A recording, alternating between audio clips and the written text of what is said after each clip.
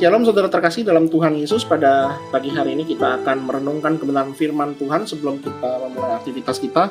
Namun sebelumnya marilah kita berdoa terlebih dahulu untuk memohon kepada Allah Roh Kudus agar Roh Kudus membantu kita dalam memahami firman Tuhan. Mari kita berdoa. Terima kasih Tuhan karena kami diberikan kesempatan untuk bangun di pagi hari ini. Dan pada saat ini kami akan merenungkan firman-Mu ya Tuhan. Sebelum kami memulai aktivitas kami, kiranya Tuhan Yesus, Allah Roh Kudus-Mu yang menolong kami agar kami dapat memahami dan juga mengerti kebenaran firman Tuhan, serta melakukannya di dalam kehidupan kami. Terima kasih Tuhan, dalam nama Tuhan Yesus kami berdoa. Amin. Saudara, renungan hari ini akan saya berikan dengan judul Berbahagia di dalam Penganiayaan. Terambil dari Matius 5 ayat 10-12, demikianlah firman Tuhan. Berbahagialah orang yang dianiaya oleh sebab kebenaran, karena merekalah yang empunya kerajaan surga. Berbahagialah kamu, jika karena aku kamu dicela dan dianiaya dan kepadamu difitnahkan segala yang jahat. Bersukacitalah dan bergembiralah, karena upahmu besar di surga. Sebab demikian juga telah dianiaya nabi-nabi yang sebelum kamu. Sedemikian jauh pembacaan firman Tuhan, mari kita merenungkannya. Pernahkah saudara mendengar tentang bunga Edelweiss? Bunga ini dikenal sebagai bunga abadi karena mampu bertahan dalam kondisi cuaca ekstrim di pegunungan tinggi.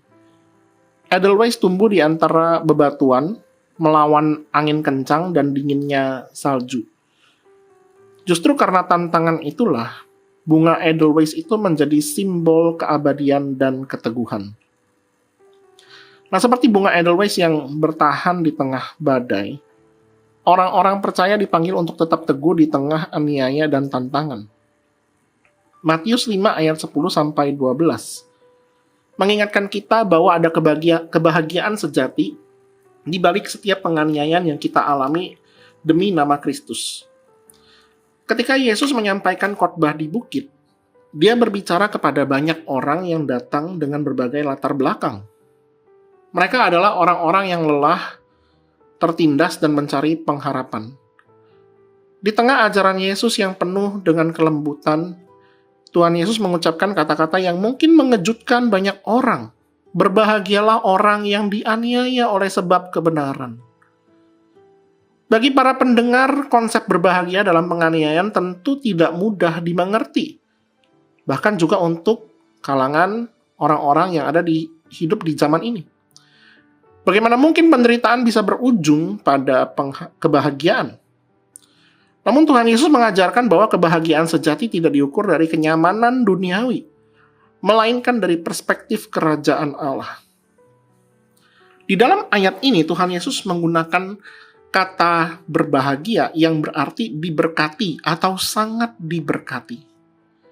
Ini menunjukkan bahwa penderitaan demi kebenaran itu bukanlah kekalahan, melainkan suatu kehormatan dan berkat di mata Tuhan. Kemudian frasa oleh sebab kebenaran menekankan bahwa penderitaan ini bukan karena kesalahan atau dosa, tetapi karena keberanian mempertahankan kebenaran Allah. Nah, saudara, konteks pasal sebelumnya, Matius 4, itu menceritakan bagaimana Yesus memulai pelayanannya setelah dicobai di padang gurun. Baru kemudian di Matius 5 pasal yang ini, Tuhan Yesus memulai khotbah di bukit yang berisi ajaran-ajaran inti tentang hidup sebagai warga kerajaan Allah. Pasal sesudahnya Matius 6 melanjutkan tentang bagaimana seharusnya orang percaya hidup dalam kekudusan dan ketergantungan kepada Allah. Nah, ini menunjukkan dari pasal 4 sampai 5 dan 6, menunjukkan kesinambungan bahwa hidup di dalam kebenaran akan menghadapi tantangan. Ada banyak sekali tantangan, tetapi juga membawa sukacita dan upah besar di surga. Injil mengajarkan bahwa penderitaan bagi Kristus bukanlah sesuatu yang sia-sia. Setiap aniaya, setiap hinaan, setiap fitnah, cacian, makian, setiap kesulitan yang kita hadapi karena iman kepada Kristus itu memiliki nilai kekal. Dunia mungkin memandang rendah, tetapi Allah memandang mulia. Justru ketika kita berdiri teguh di tengah penganiayaan, kita sedang memproklamasikan Injil melalui hidup kita, itu adalah saksi nyata bahwa Kristus lebih berharga daripada kenyamanan duniawi.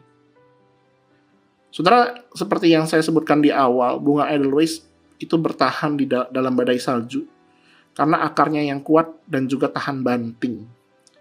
Demikian juga kita orang-orang percaya dipanggil untuk berakar kuat di dalam Kristus. Meskipun badai penganiayaan itu datang menghadang, tetapi Tuhan Yesus menjanjikan bahwa mereka yang dianiaya demi kebenaran akan memperoleh kerajaan surga. Ini bukan berarti sekedar pengharapan kosong, melainkan janji kekal yang tidak akan gagal. Dan Tuhan akan terus bersama-sama dengan umatnya, dengan hambanya, yang setia untuk melayaninya. Bukan untuk mencari hormat manusia, tetapi demi semata-mata melayani Tuhan karena mengasihi Tuhan. Kiranya firman Tuhan hari ini sungguh dapat memberkati kehidupan kita. Mari kita berdoa. Bapa yang penuh kasih, ajari kami ya Tuhan untuk melihat setiap penganiayaan sebagai kesempatan untuk memuliakan nama-Mu. Berikan kami kekuatan untuk tetap berdiri teguh di tengah tantangan dan tetap percaya bahwa Tuhan Yesus menyertai kami di dalam setiap badai kehidupan kami.